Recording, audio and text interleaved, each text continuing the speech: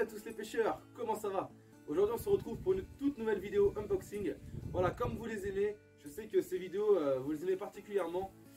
Donc je vais vous montrer un petit peu tout ce que j'ai acheté pour ce début de saison. J'ai vraiment encore acheté pas mal de choses parce que cette année voilà, j'ai vraiment beaucoup plus pêché que l'année précédente. Donc j'ai renouvelé pas mal de matos et des produits que je n'avais pas et que voilà, je me suis acheté. Allez, sans plus attendre, on va commencer tranquillement avec tout ce qui est appât et amorçage. Donc je me suis pris de la gamme Imperial Baits, voilà, une marque que je commence à bien apprécier. Les gels et les dips de cette marque là de deux parfums différents. Je me suis pris le parfum banane, voilà, avec donc les deux parfums banane tout simplement, donc le gel pardon et le dip. Donc le gel c'est une poudre et le dip voilà, c'est un liquide, hein, vous connaissez tous ce que c'est le dip. J'aime beaucoup ces deux produits parce que ça me permet de faire une belle croûte autour de mon nèche et qui se dissout dans l'eau tranquillement. Voilà, ça crée une attractivité supplémentaire à mon nèche. Donc j'ai pris le goût banana, que j'ai les pop-up qui vont avec, et je me suis repris le goût Uncle Baits. Donc c'est un peu le tutti frutti si vous voulez. Donc pareil, le gel et le dip. J'aime beaucoup combiner ce produit là avec mes magots d'asticot. Voilà, je trouve ça vraiment sympa. J'ai eu des très bons résultats avec. Donc voilà, j'en ai repris tout simplement un pot de chaque. Toujours dans la gamme des appâts, je me suis pris aussi des pelets, des micro-pelets. Alors j'ai pris les Live System de chez CC Moore, donc en 6 mm.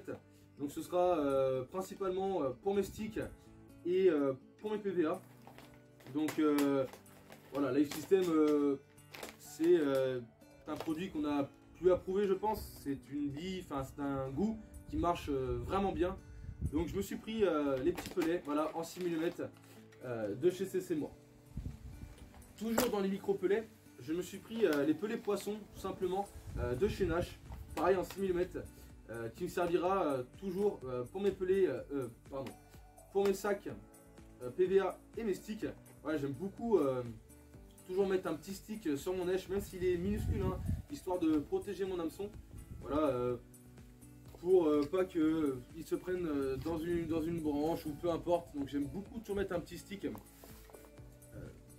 sur mon hameçon avant d'envoyer, et un PVA, voilà, pour vraiment créer une belle attractivité vraiment autour de mon nèche. Alors toujours dans tout ce qui est dip, je me suis pris un spot booster. Voilà, c'est un dip tout simplement pour napper mes billes, mes pelets, enfin voilà, tout ce qui va me servir pour amorcer. Goût thon, voilà, thon, ail. Donc je pense que ça peut être voilà, très intéressant, voilà, histoire de napper un peu mon amorçage. Voilà, c'est toujours un plus. Donc rien de particulier sur ce produit, mais voilà, j'aime bien toujours mettre un petit peu de dip. Voilà, c'est toujours une attractivité en plus tout simplement. Alors toujours au niveau des PVA, je me suis pris donc de la bande PVA tout simplement, parce que j'en avais marre que des fois les PVA ça m'arrive de mal les faire peut-être, et donc au lancer voilà, le sac s'enlevait, pétait, donc ça me gaspillait un sac, ça me faisait perdre du temps, ça m'énervait un peu. Donc voilà, par précaution maintenant j'ai préféré acheter de la bande PVA, voilà, de chez Corda tout simplement. Je pense que vous pouvez en trouver dans d'autres marques différentes. Donc ça va me permettre de faire un nœud en plus dans mon sac PVA, parce que voilà, j'avais perdu un petit peu cette habitude de pêcher au PVA, parce que ça me gonflait un peu de temps en temps de mal faire mon sac et qui pète. Donc j'avais perdu un petit peu cette habitude de pêcher au PVA, alors que j'aime beaucoup pêcher au PVA. Donc voilà, une sécurité en plus, donc la petite bande qui va me permettre de faire un bon nœud, histoire d'avoir une sécurité en plus. Au niveau maintenant de l'amorçage à la canne, du coup au niveau de la canne à Spomb, je me suis pris de la tête d'arraché Spomb, justement, de la marque Spomb. c'est une très bonne tête d'arraché. J'ai plusieurs collègues qui l'ont et vraiment m'en disent que du bien, et j'ai pu la tester et effectivement je trouve cette tête d'arraché vraiment très bien. Allez, donc c'est du 50 livres en 26 centièmes. Donc voilà, je vous montre un petit peu comment elle se présente.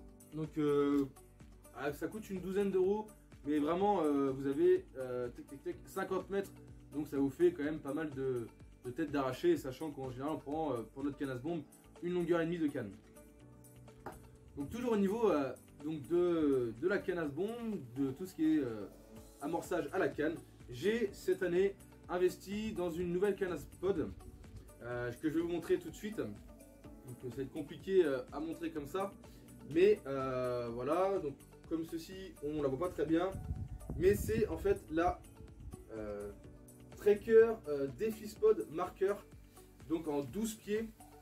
Donc c'est une canne d'action de pointe, donc je pense qu'il va vraiment bien fouetter. C'est des cannes en général action de pointe, c'est très nerveux, donc ça devrait être sympa. Elle est estimée, alors Tracker malheureusement n'a pas dit vraiment sa puissance, mais plusieurs personnes ont fait le test donc en magasin tout ça et estiment environ cette canne en puissance à 5 livres 5. Donc ça reste une canne quand même assez puissante. Moi je l'ai pris en 12 pieds, parce que je suis pas très grand, et les 13 pieds je suis pas très à l'aise avec. Donc j'ai pris voilà en 12 pieds. Donc la canne, je vais vous montrer un petit peu de plus près. Voilà, elle est assez simple, hein, rien de particulier. Voilà, c'est une canne toute noire, voilà, écrit Defispod Marker ici, avec le petit logo Tracker. Donc voilà, une canne vraiment simple.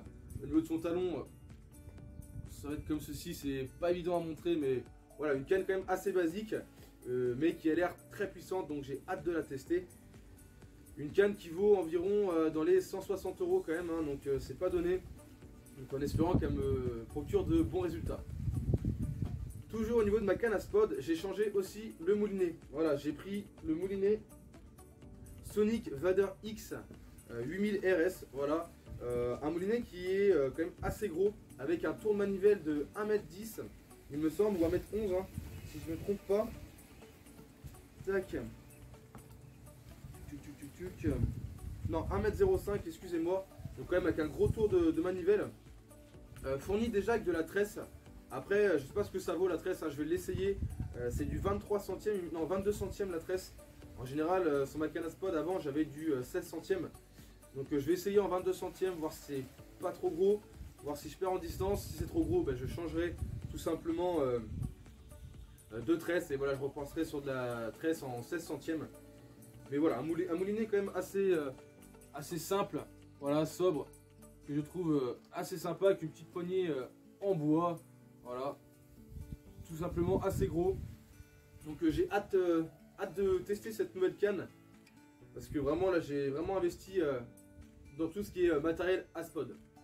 Donc encore une fois, dans tout ce qui est dans matériel à spod, je me suis pris donc le support de saut Spomb, justement de la marque Spomb, qui me faisait de l'œil depuis un moment. J'en avais marre de ne pas avoir de support lors de mes séances de spod. Ça me saoulait un petit peu de toujours devoir poser ma canne par terre ou autre, ou dans l'eau. C'était vraiment... J'aime pas trop abîmer mon matériel, donc il me fallait un support. Et donc j'ai pris le support Spomb. Voilà, donc on va voir un petit peu en détail comment il est fourni. Voilà, fourni avec une housse de transport, et ça c'est top. J'aime bien que le matériel soit toujours bien rangé, tout ça, rien qui traîne. Donc là, le fait que ce soit fourni avec une housse de transport, c'est vraiment top.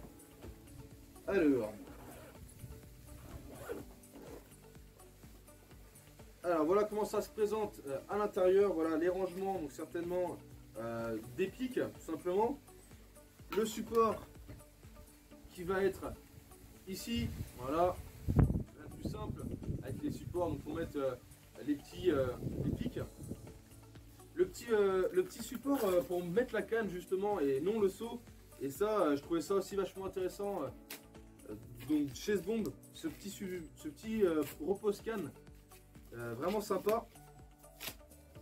Tac, voilà comme ceci, histoire de poser la canne et qu'elle soit vraiment debout à côté de vous, tout simplement. Donc c'est vraiment cool.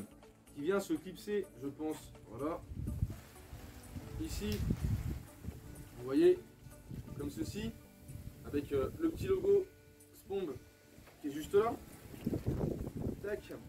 Et les 4 pics, ouais, qui ont l'air, ouais, c'est pas, ok, c'est des gros pics, voilà, qui se, je sais pas si vous avez vu, ouais, vous voyez, j'ai rien fait en fait, si vous voulez, c'est avec un système d'élastique à l'intérieur, et voilà, qu'on vient tordre comme ceci.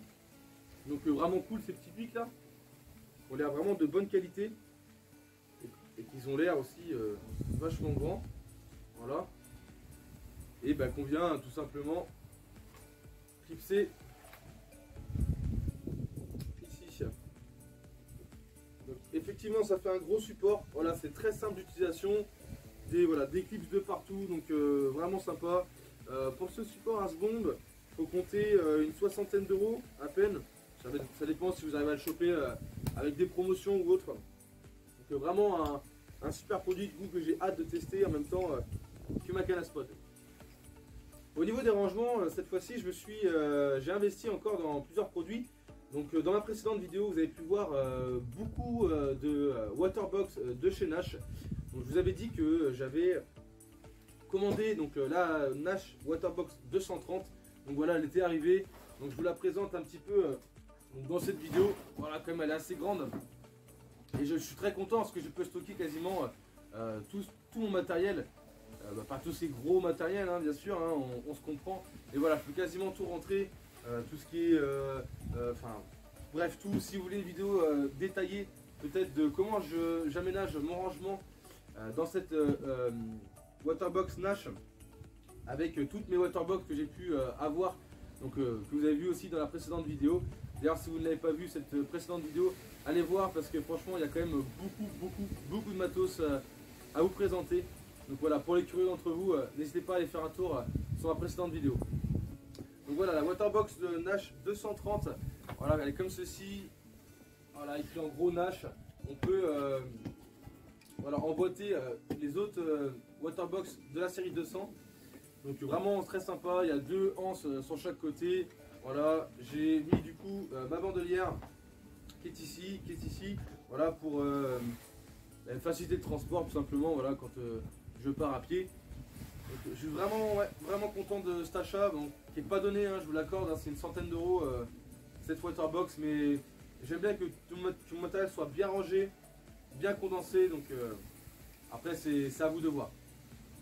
Toujours dans la série waterbox, je me suis prise aussi la 140 il me semble, 130 pardon, excusez-moi, je suis perdu avec tous ces numéros.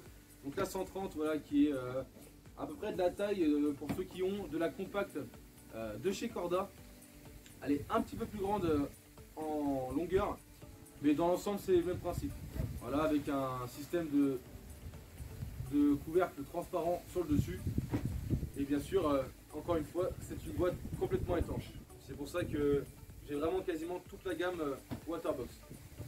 Au niveau, encore une fois, d'arrangement, je me suis pris un petit sac de transport tout simplement. Voilà, pour mon moteur de bateau. Voilà, c'est le Carp Design. Mais ça me permettait voilà, de ranger mon moteur de bateau au propre. Parce que, voilà, comme je vous ai dit, j'aime pas du tout que mes affaires soient traînées un peu n'importe où. J'aime bien que tout soit bien rangé et tout propre, quoi. Donc voilà, je me suis pris un petit sac, voilà, de transport pour mon moteur. Donc rien de bien particulier, hein, mais je voulais vous le montrer en vidéo parce que je l'ai acheté le mois dernier. Encore un produit à vous présenter que je n'avais pas du tout, là c'est vraiment une nouveauté dans mon matériel de pêche. C'est un Atropa de chez Imperial Baits, toujours une marque que j'affectionne particulièrement, qui font de très bons produits. Et là pour le coup cet Atropa m'est revenu à 70 € avec sac de transport, tête phosphorescente, 6,50 m d'Atropa et le poids. Le poids qui est ici dans une petite poche bien à part, donc c'est vraiment très sympa. Là, je vous montre un petit peu, voilà le poids, bon, classique, hein, c'est un poids, voilà, qui fait je crois 2,5 kg il me semble, un truc comme ça, avec sa poche de transport, donc très sympa. Au niveau voilà, de la balise, elle se présente comme ceci, voilà, donc avec les bandes réfléchissantes et le petit logo Imperial Baits qui est ici. Donc voilà, avec en plus, comme je vous ai dit, 6,50 m d'Atropa pour 70 €, le tout compris. Je trouve ça vraiment pas très cher et d'une qualité vraiment assez cool. Donc pour clôturer cette vidéo, je vais vous présenter une nouvelle fois deux produits de chez Nash. Voilà, pour ceux qui me suivent depuis un moment, vous savez que Nash est une marque que j'aime beaucoup. Donc je me suis pris tout simplement le Waders Nash, voilà, qui est ici, et une petite frontale que je vais vous présenter. Donc j'ai pris un deuxième Waders, tout simplement, j'ai déjà le tracker, mais j'en voulais un deuxième notamment pour ma copine quand elle vient en session avec moi. Et bah voilà, je voulais le Nash parce qu'il n'était pas forcément hyper cher et je le trouvais assez joli. Donc voilà, après au goût de chacun, bien évidemment. C'est un Waders qui coûte environ 85 €. A noter qu'il n'y a pas de sac de transport contrairement au tracker. Donc ça, c'est vrai que c'est un peu dommage. Mais bon, voilà, on fera avec, hein, malheureusement. Hop. Donc au niveau du Waders, au niveau des bottes, je les trouve de bonne qualité quand même. Voilà, avec donc quand même pas mal de crampons. Je ne l'ai pas encore essayé. Mais les bottes, pour comparer un peu avec celui du tracker, je le trouve quand même de bonne qualité, les bottes. On a des petits renforts au niveau des genoux. Alors je vais vous montrer ça. Tac. Donc je sais pas si vous allez voir ici. On a des renforts au niveau des genoux. Voilà, assez léger. Bon, c'est toujours un petit plus. Au niveau tac, de ces bandes. Voilà, on a des bandes Nash comme ceci. Voilà, qui sont très simples mais assez jolies, je trouve. Voilà, après comme je vous ai dit, hein, c'est au goût de chacun. Et au niveau de l'intérieur, on a une poche voilà, étanche, zippée, qu'on peut zipper. Par exemple, le tracker, c'est pas une poche qu'on peut zipper. Donc là, c'est une poche, voilà, qu'on peut fermer tranquillement et ne pas prendre de risque malheureusement que d'eau rentre à l'intérieur. On peut aussi serrer donc non sur les côtés, on peut pas serrer sur les côtés. Le tracker par exemple, on serre le Waders au niveau de la hanche, de la taille. Et là, on serre le Waders au niveau des pecs, du buste, tout simplement. Donc voilà un petit peu pour ce Waders. Sinon au niveau de la pointure, il taille vraiment bien. Moi je fais du 41 par exemple et je trouve qu'il taille relativement bien. Donc ne prenez pas une taille au-dessus par peur qu'il taille trop petit. Il est assez large le Waders, donc pour les personnes qui sont costauds, voilà, vous rentrerez dedans je pense largement. Et pour les personnes qui sont très fines, vous rentrerez dedans aussi, mais il faudra bien le serrer au niveau du buste. Et donc pour ce dernier produit de la vidéo, donc c'est la Microlight, donc la frontale Microlight en 150 lumens de chez Nash. Une petite lampe frontale qui coûte pas très cher, hein, qui a une vingtaine d'euros il me semble. Et qui est vraiment très petite, très fine. Vous voyez, l'élastique autour est très fin. Donc pour ceux qui dorment avec leur lampe frontale, c'est vraiment top. C'est une lampe frontale qui est à recharger et qui n'est pas à pile. Donc fini tous ces petits soucis de pile des fois, hein, ça peut arriver. Et vraiment voilà, elle est toute petite, hein, vous voyez, hein, par rapport à ma main, elle est vraiment toute petite. Mais je vais essayer, elle éclaire relativement bien. Pour ce que je vais en faire, ça suffit amplement. Donc non, vraiment une bonne petite lampe frontale. Comme je dis, hein, qui n'est pas très chère et qui prend pas de place et qui ne va pas vous gêner du tout si vous dormez avec. Ouais, vraiment satisfait au niveau d'élastique. Comme vous pouvez voir, voilà, c'est écrit Nash un peu partout sur le tour de la lampe. Donc les amis, écoutez, en espérant que cette vidéo vous aura plu, voilà, je vous ai montré quand même encore une fois beaucoup de produits. J'ai encore investi pas mal, peut-être falloir que je me calme, hein, mais non voilà, on a refait le plein pour la saison. Là je compte beaucoup pêcher cette année. Voilà, quasiment une grosse semaine de pêche est prévue déjà pour le mois de mai, donc restez actifs. Je prends une revanche sur un grand étang, donc on verra si j'arrive cette fois-ci à toucher du poisson, on l'espère. Et ben moi ce sera tout pour cette vidéo, en espérant, comme je dis, qu'elle vous aura plu. Moi sur ce, je vous dis à la prochaine, et surtout, allez à la pêche, allez ciao.